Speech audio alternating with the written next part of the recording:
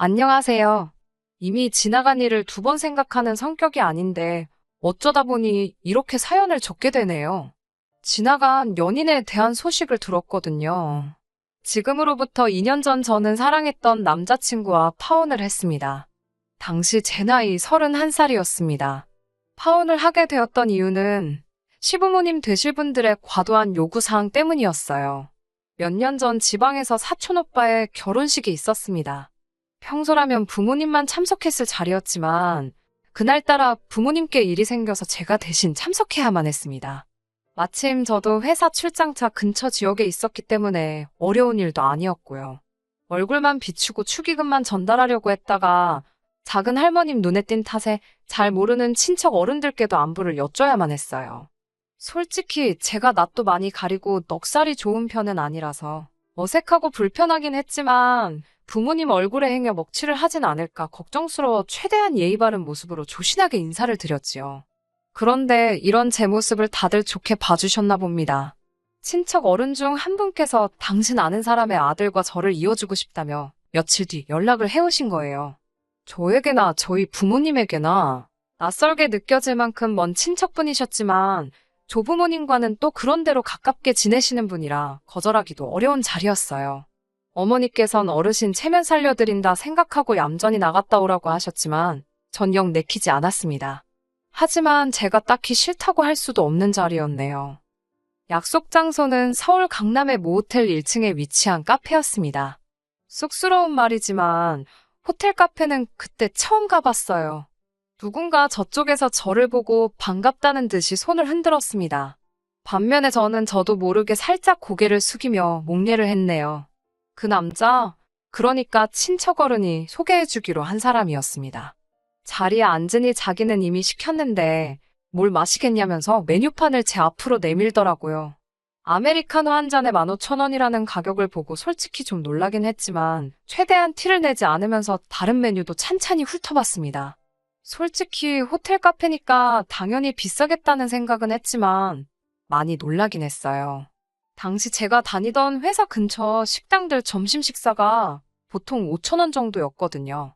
게다가 전 그마저도 아끼려고 도시락을 챙겨 다니기도 했으니 놀랄 수밖에요. 돈 이야기가 나와 말인데 제 배경에 대해서 조금만 이야기해보자면 제가 초등학생일 때 아버지가 실직을 하셨어요.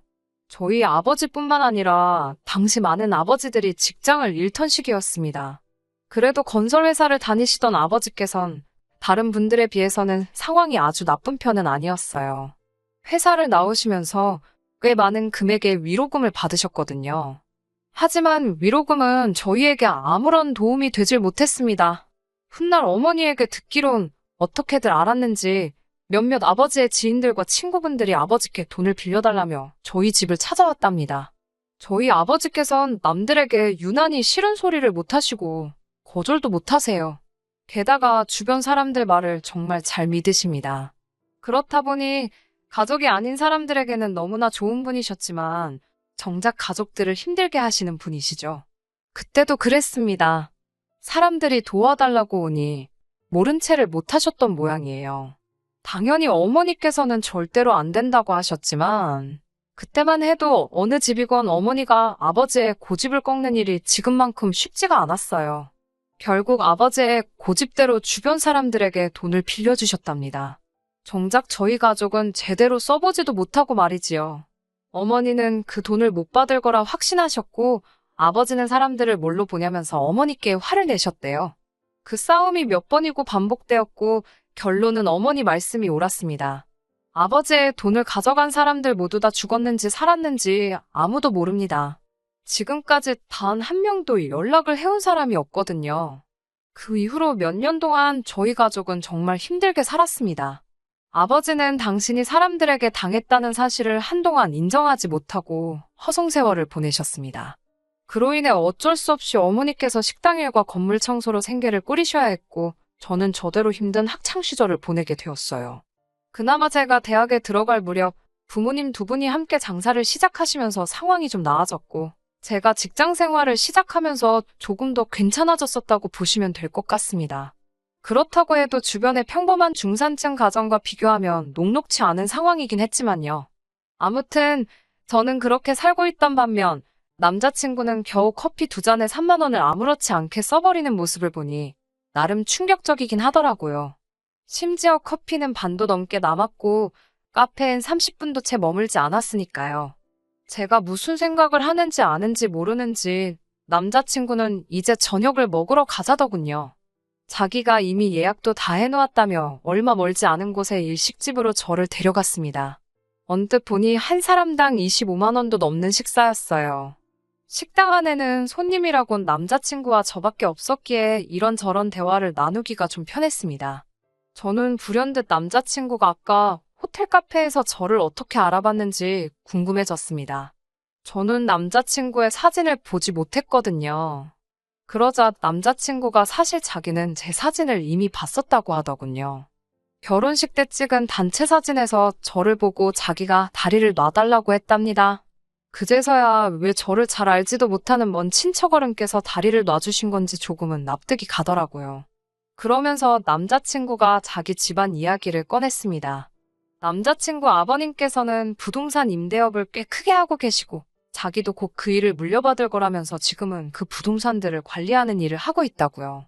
그러면서 어느 지역에 어떤 부동산이 있는지 이야기를 하는데 솔직히 귀에 들어오지 않았습니다.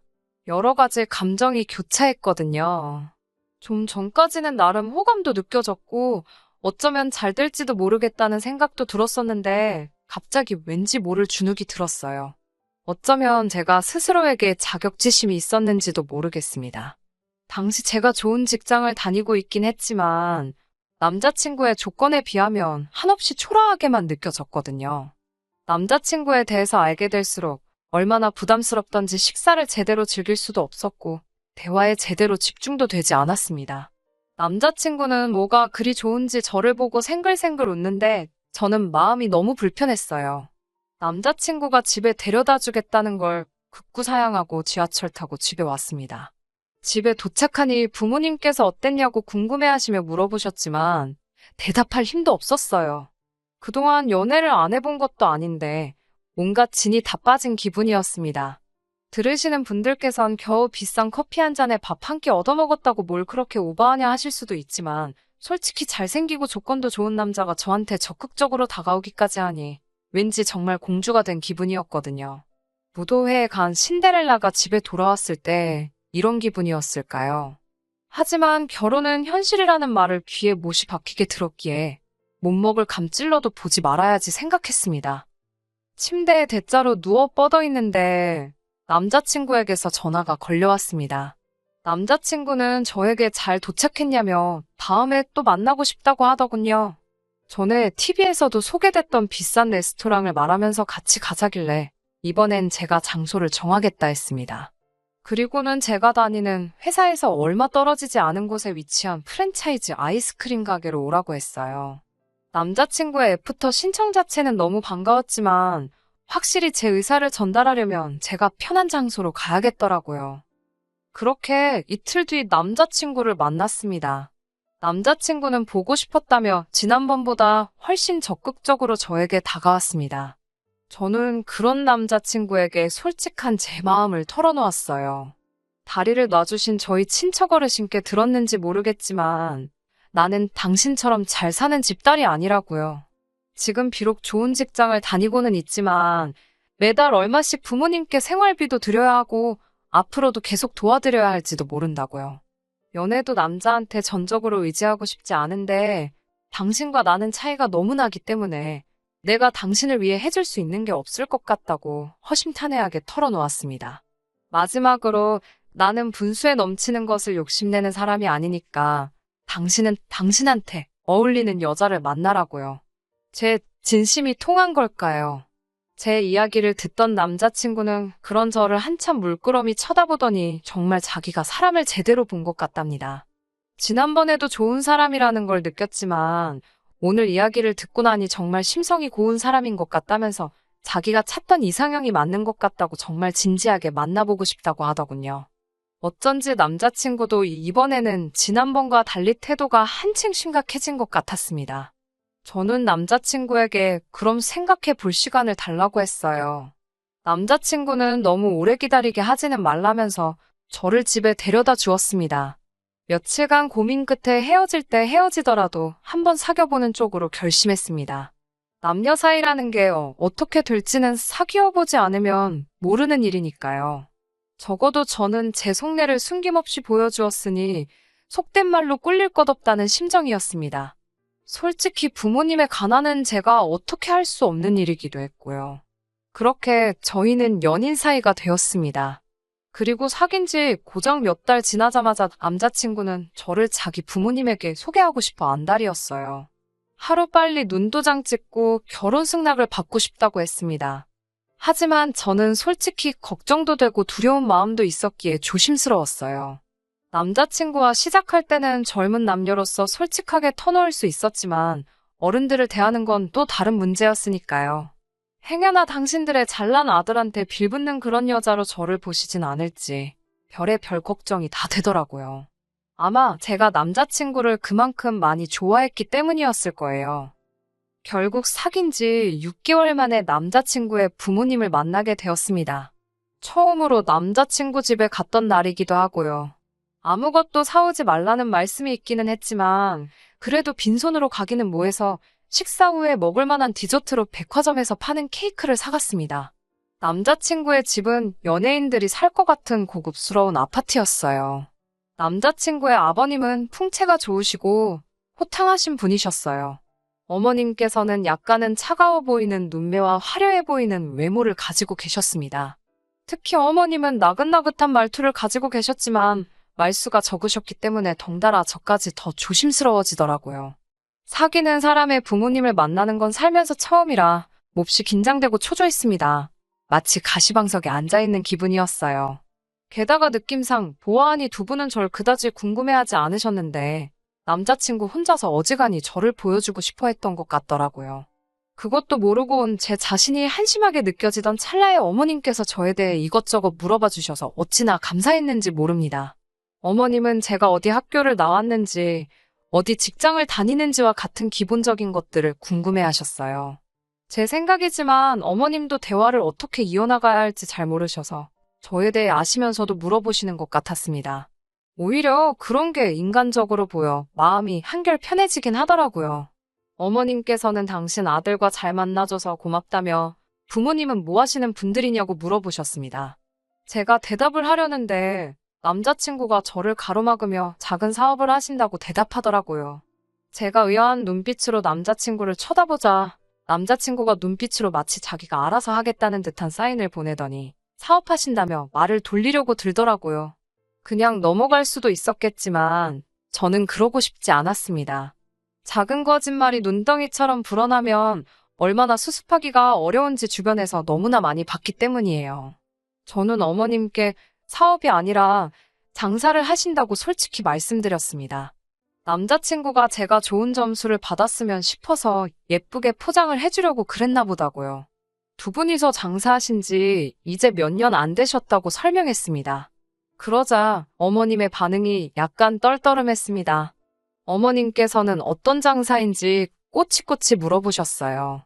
과일 장사라고 말씀드리니 어디서 하시는지, 한 달에 매상은 얼마나 되는지와 같은 구체적인 것들을 물어보셨습니다.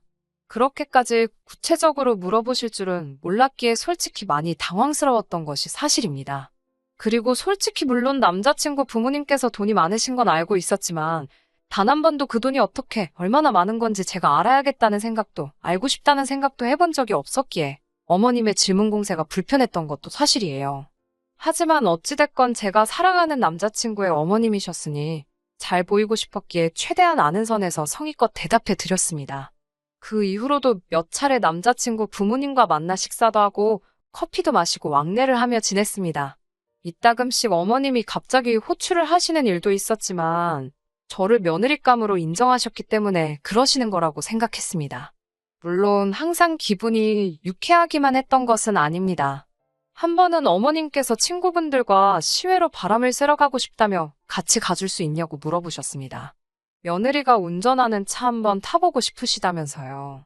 저는 회사에 휴가까지 내고 어머님과 친구분들을 모시고 갔어요. 그때는 정말 며느리로서 인정받은 느낌이었습니다.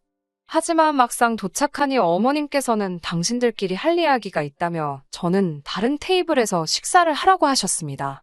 그 자리에서는 기분 나쁘다는 생각조차 못했는데 집에 돌아와 곰곰이 생각해보니 어머님을 포함한 5분 중 그 누구도 저에게 거의 말을 걸지 않았다는 걸 깨달았습니다.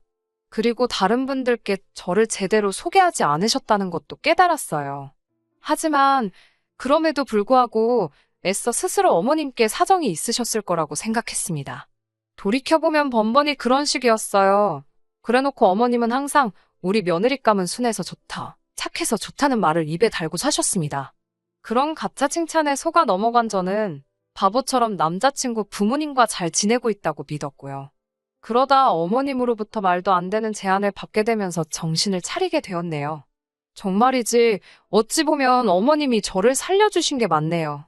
사귄 지 1년이 되던 날 저는 남자친구에게 정식으로 프로포즈를 받았습니다.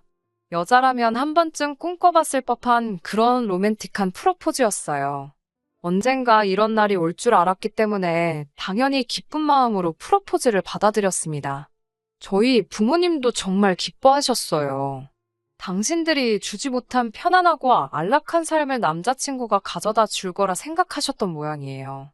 남자친구에게 몇 번이고 고맙고 잘 부탁한다 하셨습니다. 이제 제 인생에는 정말 꽃길만 있을 줄 알았어요. 상견례를 앞두고 하루는 어머님께서 퇴근길에 집에 좀 들리라고 하시더군요. 평소에도 가끔 있던 일이라서 크게 신경 쓰지는 않았어요. 집에 도착하니 아버님도 계셨고 남자친구도 있었습니다. 어머님께서는 저에게 기분 나빠하지 말고 들으라며 어떤 서류 한 장을 꺼내 보이셨습니다. 요새는 결혼 전에 건강검진도 하고 이런저런 것들을 많이 확인하는 건 저도 들어봤을 거라며 계속 돌려서 뭔가를 설명하려고 하셨습니다.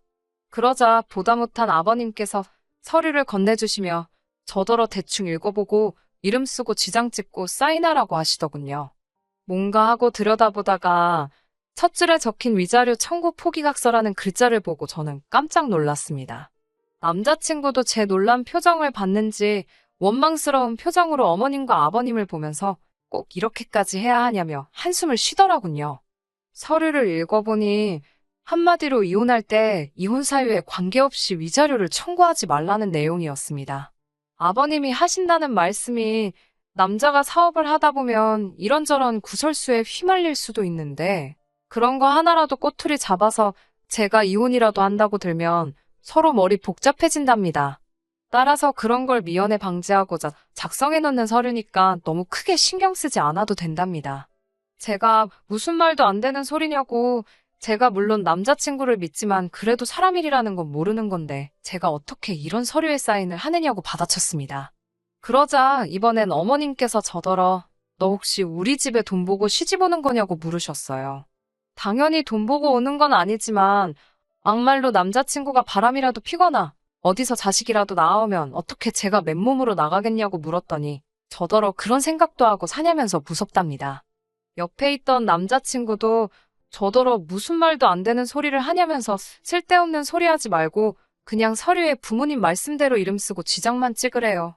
이혼 안 하고 평생 행복하게 살면 문제가 될 일이 아니라고요. 아무리 생각해도 이유가 어떻게 됐건 저 혼자 말도 안 되는 서류에 사인을 해주는 건 억울한 생각이 들었습니다. 그러다 불현듯 어디선가 봤던 바람핀 남편이 아내에게 써줬다는 반성문이 생각이 났어요. 거기에서 차가 나요. 저도 남자친구에게 그러면 불륜 책임 각서를 써달라고 했습니다.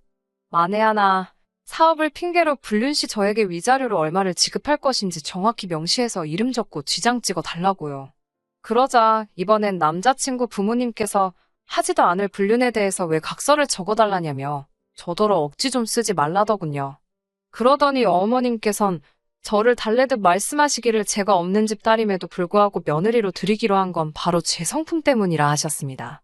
고분고분하고 싫은 소리 안 하는 게 너무 마음에 들었답니다. 있는 집 딸들은 자기 주장이 너무 강하고 되바라져서 다루기가 힘든데 저는 시키는 대로 따라오니 너무 편했답니다. 그런데 갑자기 왜 이러는 거냐면서 일 복잡하게 만들지 말고 얼른 이름 적으라며 저를 달래시는데 그제서야 알겠더라고요. 저를 하나의 인격이 아니라 말 잘 듣는 강아지나 식모 같은 존재로 생각했다는 거려. 옆에 있던 남자친구도 저를 향해 한다는 소리가 평소엔 착한 사람인데 오늘 왜 이러는지 모르겠다면서 빨리 부모님이 시키는 대로 하라는데 정말 미칠 것만 같았습니다. 그동안 이 가족들이 절 어떻게 생각한 건지, 제가 얼마나 등신같이 군 건지 알겠더라고요. 제가 이 집에 팔려오는 것 같아서 기분이 너무 더러웠어요. 마음 같아선 욕이라도 퍼부어주고 싶었지만 차마 그러지는 못하고 남자친구에게 헤어지자고만 했습니다.